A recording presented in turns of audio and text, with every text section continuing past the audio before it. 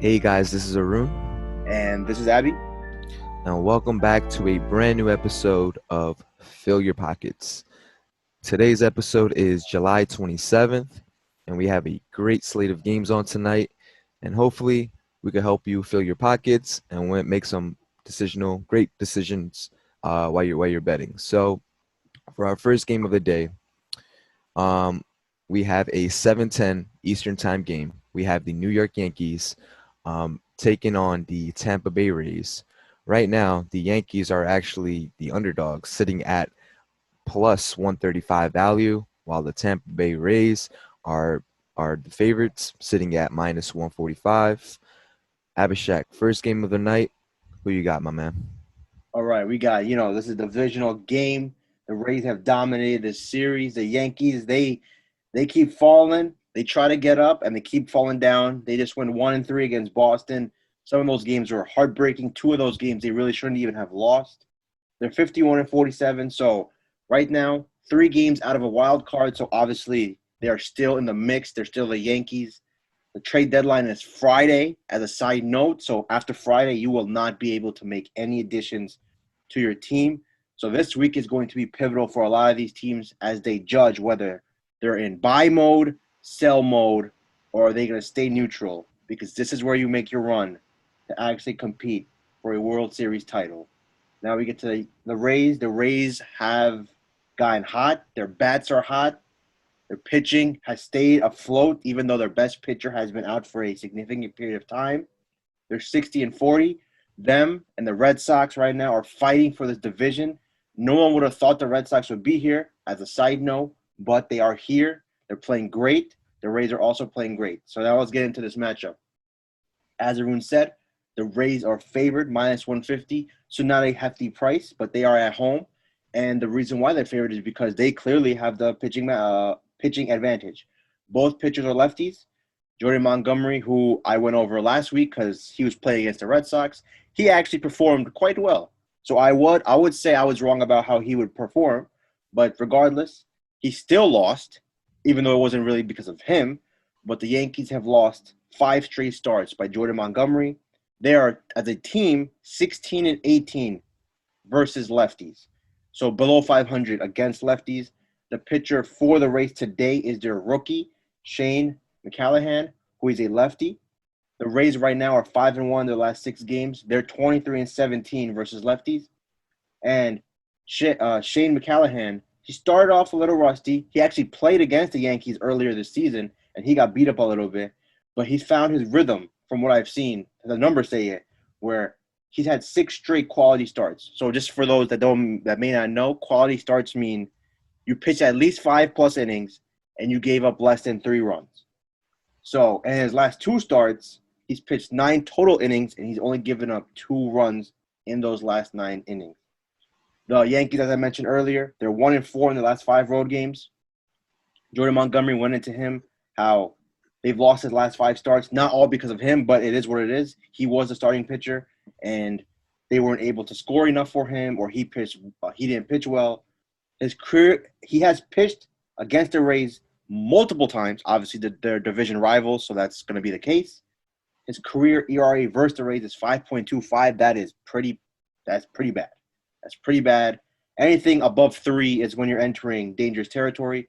The one highlight for the Yankees will be that Aaron Judge, their best player, and Gio Urshela, possibly their second best player, may both be back today from the COVID list. They were both in the COVID protocol.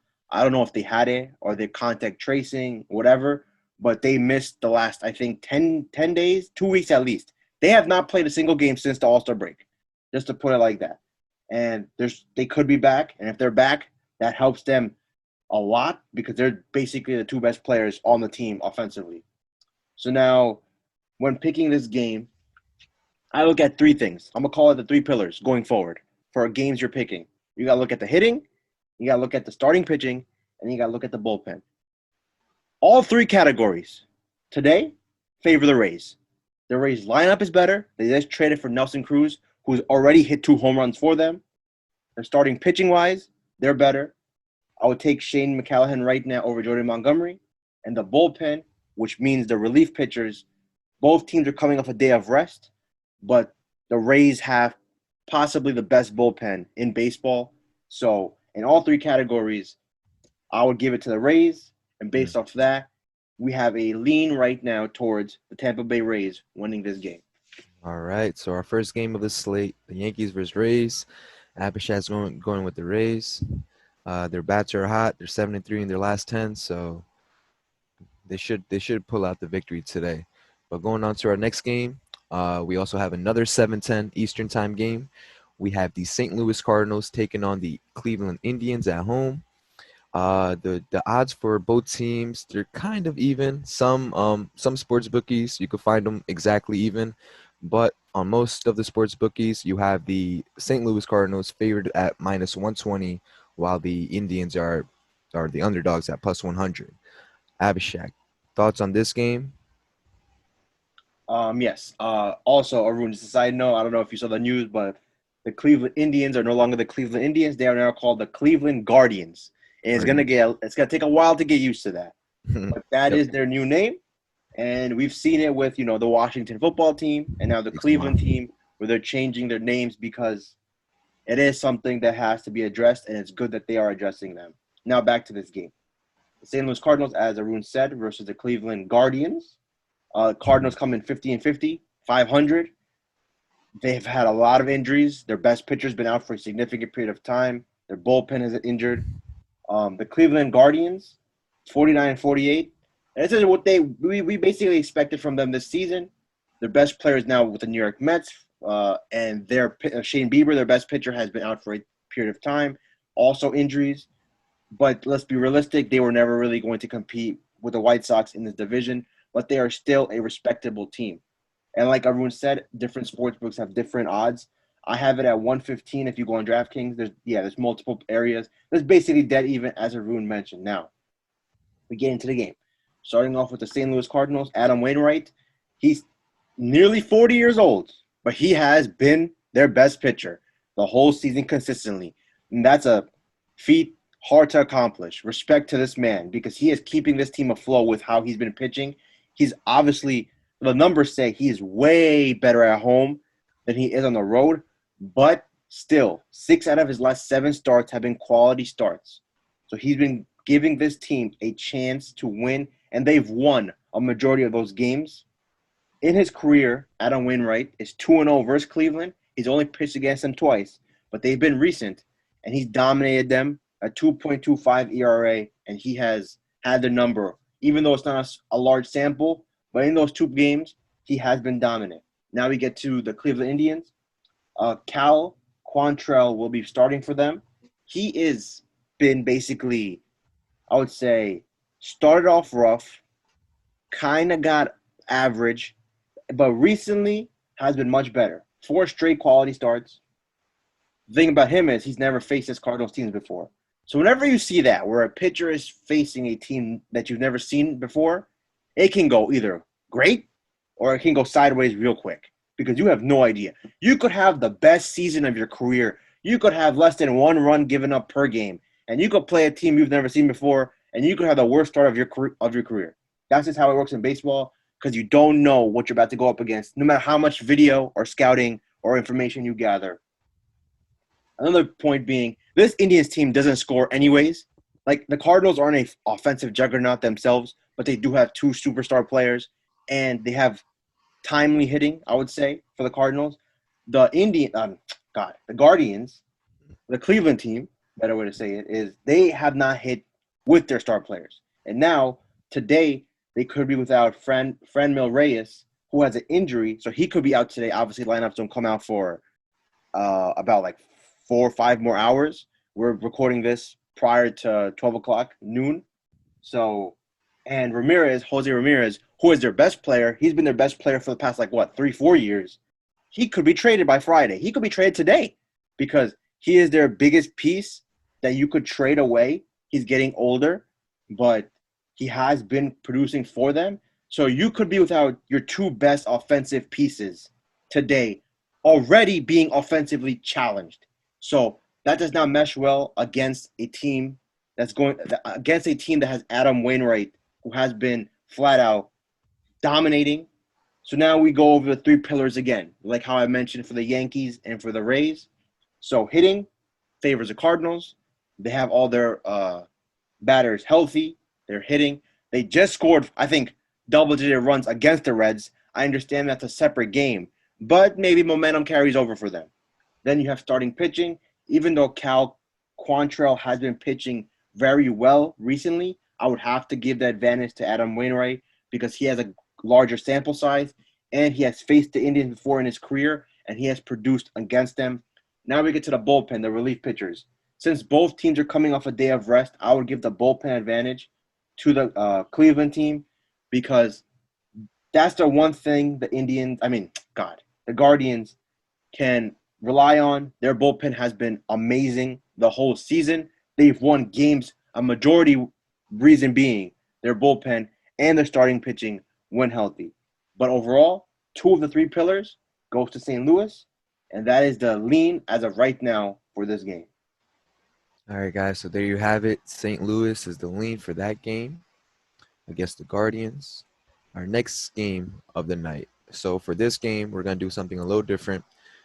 We have a segment called the Hold Up segment where we look at the odds, we look at the teams, and we say to ourselves, something doesn't make sense. If you were just a regular MLB fan, you would just look at this next game, you look at the team's records, you look at the odds, and you'll make a decision. Hey, this might be the right decision just because these are the odds, this is the team, and you might think that might be the lock of the night or whatever. But you have to hold up. Just like the segment's name, you have to hold up and you have to really dig deep like Abhishek does, and you have to go beyond the numbers. So, like I said, if you were like a regular bettor, you'll look at the records, the team records, you'll say the White Sox are better than the Royals. So we're gonna preview the White Sox versus the Royals, and from the looks of it, the White Sox are the heavy favorites, sitting at a minus 145. Not heavy, but definitely favored. And you have the Royals, who are super hot right now, sitting at a plus value, sitting at 125. And before you place your bets on this, just hold up and listen to my boy Abhishek. Go All ahead, right, Abhishek. What you thank you got? for that, Arun. That couldn't have summed it up any better. So the White Sox, listen, the White Sox after the All Star break as a team have not played well. They're 5-5. They're obviously the best team in the division because the rest of the division just hasn't been playing well the whole season. But that doesn't mean that they are playing well, which is the case right now. They're playing 500 baseball. They just lost to the Royals yesterday. Dylan Cease, who's the starting pitcher for them today, he has been up and down. He's been a consistent player for them this season, young player, young pitcher for them. But he is a clear example of a guy who pitches near phenomenal at home. When he gets on the road, and he's a young pitcher, so obviously maybe it's his early on in his career, it goes completely south. The White Sox as a whole are 1-4 in the last five. Dylan Cease, the one thing he does have going for him is that against the Royals in his short career, he does have a 2.45 ERA against them. So he has produced against them. But even in those numbers, if you really look into it, he hasn't pitched. He's pitched way better at home compared to on the road against the Royals. Dylan Cease in his last two starts, he's lost. And obviously, we've already went over this. The White Sox as a whole are way better home team. They're a top three home team in baseball, and they're basically 500 or below 500 on the road. So in terms of that, that's how we go through the White Sox. Now we get to the Royals. The Royals, listen, I didn't see – they came out of the All-Star break swinging. They have found their rhythm right now, 6 straight wins. They're still 43-55. So I don't know how much this really means for their season because I don't see them in any way getting into the playoffs because I don't think this is sustainable. But it is good for a young team. They have a lot of young players. They have some veterans as well. But they have to get some momentum going into next season because obviously this season they're not going anywhere, but they've won 6 straight games. Now we get to their starting pitcher, Brad Keller. His numbers are awful for the season, but this is where the hold-up comes in. He's had 3 straight quality starts. He just went to Milwaukee and shut them down. He has his career versus the White Sox, 4.0 ERA, nothing fantastic, nothing to be bragging about, but it is still nothing awful when you're considering what other pitchers may have against a team like the White Sox. The White Sox have struggled against all types of teams on the road. So when you see the line, this line, should, in my opinion, should be like how the game we just previewed prior, or St. Louis and the Guardians, because that line is basically 50-50. That's exactly what this line should be, in my opinion. Obviously, the White Sox are way better than the Cardinals, but when you see the White Sox at home and you see the White Sox on the road, there's two different teams going on here. And the White Sox bullpen, it is completely garbage. They have two pitchers in their bullpen that actually you can rely on somewhat. Michael Kopech, who pitched on Sunday heavy, and Liam Hendricks, who pitched on Sunday heavy. The good news for the White Sox is both of them should be available today because they didn't pitch yesterday. The Royals have a better bullpen in general than the White Sox. They're hitting now. So when you look at the three pillars, hitting, starting pitching, and bullpen, right now, hitting, damn, I may have to give it to the Royals. At home, I'll have to give it to the Royals. 6 straight wins, bats are hot, I have to give it to them. Then you go to the starting pitching, I would have to go with the Royals. Brad Keller right now, yeah, overall the season wise, Dylan Cis has had a better season than him. But we don't care about the season right now. We care about how you're performing right now. And that's how Brad Keller, I'll give it to him. Bullpen wise, overall bullpen, this is easy decision. That's Brad Keller and the Royals. But since Michael Kopech and Liam Hendricks probably will be available, you could basically say bullpen wise, it's even, maybe even towards the White Sox. So the point of this segment being is you need to make sure that you check out everything possible before you make a decision on games like this. On paper, it looks clear as day. The White Sox have been far superior to the Royals this season. But for this situation, I feel this is an even matchup. So no matter which team you pick, be prepared to think that it is 50-50. It is not a real favorite, in my opinion. I'm not telling you who's going to win this game because, to be honest, I really don't know. I would not touch this game, and that's what this game is for. The hold-up game of the day is your eyes may be enticed, your fingers may be enticed to put a wager on it, but be careful because the Royals, they're hot. They have the pitching advantage, in my opinion. They can win this game. Don't think that, oh, my God, I'm getting great value on the White Sox because, to be honest, the White Sox on the road, they are not value at all. All right, so before you place your bets on that game, make sure you hold up, look at the odds, look at the numbers, and make the correct decision. But we're leaning towards the Royals for this one, are we? Or yeah, if you made me pick this, the other two games yeah. I have a strong conviction of, and we will later post our final picks for the day. But if Mm-hmm. I were seriously to pick this game, I would pick the Royals. I would too, man. They're looking super hot. In their last 10, they have won a lot of good games. But let's go on to our the last game of the night, the ESPN primetime game, 9:45 Eastern time. We have the Los Angeles Dodgers taking on the San Francisco Giants. They just played a season series a few games ago, and the Dodgers are leading that season series, sitting at 7-6. The Dodgers are also favored, sitting at minus 121 odds. I think some bookies have them. And no, you'll find it around the same odds on all the bookies. And the San Francisco Giants are also underdogs on almost all the bookies. So, Abhishek, thoughts on this last and final primetime game of the Dodgers and Giants? All right, Arun, thank you for that. It's our last game that we're going to be reviewing. I'll be honest with you, I will not be touching this game if a gun was pointed at me. I'll be honest. But the point of this segment is to, it's a marquee game. It's a big game. You want to review it. You want to give some information on it. And that's what we're doing here. Minus 125, 120 odds, as Arun mentioned, in favor of the Dodgers. The last time these two teams played a series last week, the Giants took 3 out of 4 games. Kenley Jansen, the Dodgers closer, blew 2 games back-to-back. The Dodgers really should have swept them, or 3-1 at least, from the vantage points that we had. And the Dodgers and Giants both have so many injuries. These are not the teams that they're supposed to be. The Giants lineup is decimated, and they're still winning. The Dodgers lineup has been decimated. Starting pitching, bullpen, and Mookie Betts, I'm pretty sure he's not playing. Cody Bellinger, we'll see about him. Corey Seager, he's still out. They have a plethora of injuries going right now and going forward, and they still have 60 wins, which tells you how much Gavin Lux, another name, which tells you how much talent the Dodgers have. The Giants, we didn't even think they'd be here. So for them to sustain injuries to Evan Longoria, Brandon Belt, Brandon Crawford, Buster Posey in and out, etc., for them to still be here, it is a testament to them and their manager, Gabe Kapler. So give them credit, give this team credit, give the pitching credit, give the bullpen credit. Now we get into the game. We have the Dodgers, Julio Urias. He was projected to be the fourth starter for them going into the season. With Trevor Bauer's situation and the lawsuit going on with him, with Clayton Kershaw being injured, he is now basically the number 2 behind Walker Buehler. And he's pitching for them, lefty, against the Giants' Logan Webb. Logan Webb was basically a guy that was going to throw for innings. Just a guy, it's an arm to throw so you guys can eat up some innings. And he's been pretty damn good. In his last 6 starts, all of them have been quality starts. He hasn't pitched 5 innings in all those games, but in general, he has been fantastic.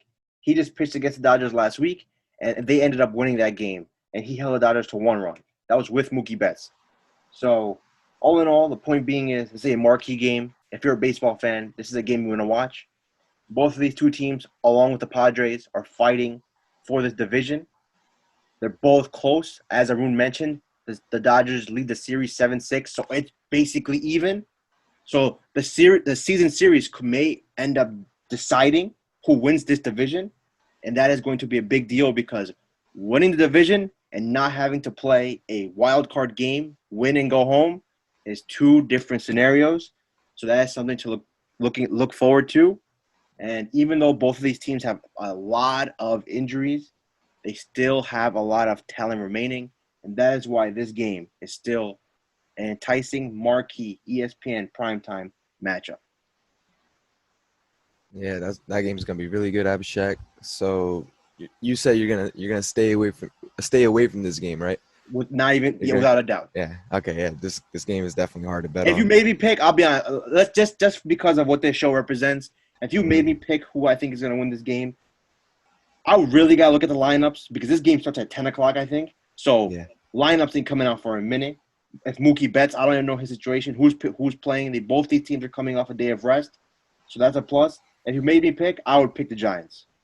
Giants, yeah. I think Giants are really good at home as well, right? Yeah, they're fantastic at home. Mm-hmm. So that's gonna be a great game. There you guys have it. That's 4 games right there. First game we're going with the Rays. Second game we're going with the St. Louis Cardinals. We're gonna lean on them, but make sure you tune into our Instagram page later on in the day. We're gonna have our final picks on our story, and hopefully we can help you guys win some money and fill your pockets. Stay safe out there, guys, and gamble responsibly. We'll catch you guys in the next episode. Peace out. And hit that subscribe button while you're at it. And hit that subscribe button because we're trying to get our sub count out. You get our sub count up, we help you make more money. We make more people money. More people are happy, and happiness is key to life. All right, guys. Peace out.